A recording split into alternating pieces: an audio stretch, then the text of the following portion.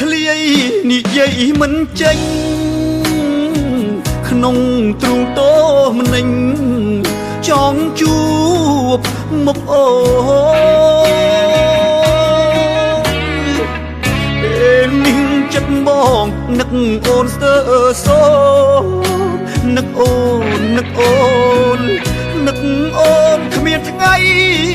រសាយបាយក៏មិននឹកទឹកក៏អស់មិនស្រេករលឹកអូនពេកណាស្រងឆោមឆាយអូនព្រមរៀបការក៏ព្រោះអ្នកម្ដាយពងរត់រូបស្រីឲ្យឆ្ងាយពីរូបបងទៅ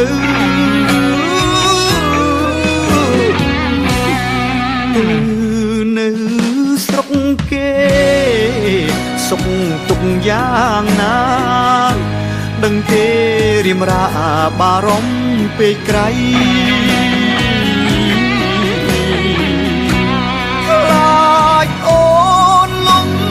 បាខ្លាចអូនរីងរៃខ្លាចប្តីថ្មីអូនមិនដូចបងតែនហើយគ្រប់យ៉ាងគ្រាន់ជាអារម្មណ៍សង្ឃឹមមាសមុំអូនសុខសប្បាយបងសូមជូនពរអង្គពីចិត្តកាយសូមស្រស់ឆោមឆាយអូនសុខសប្បាយរៀងអើយ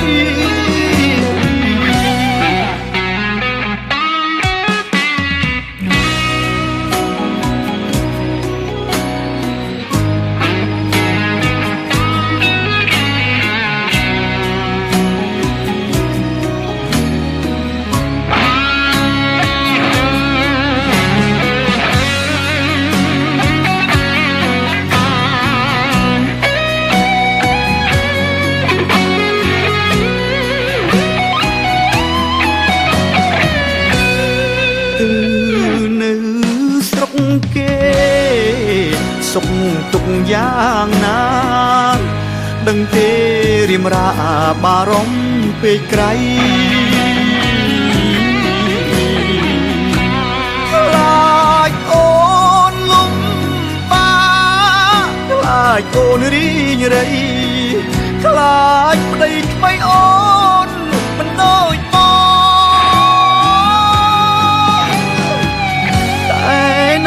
គ្រប់យ៉ាងគ្រាន់ជាអារម្មណ៍សង្ឃឹមមាសមុំអូនសុខសប្បាយបងសូមជូនពរអង្គពីចិត្តកាយសូមស្រស់ឆោមឆាយអូនសុខសប្បាយរៀងអើ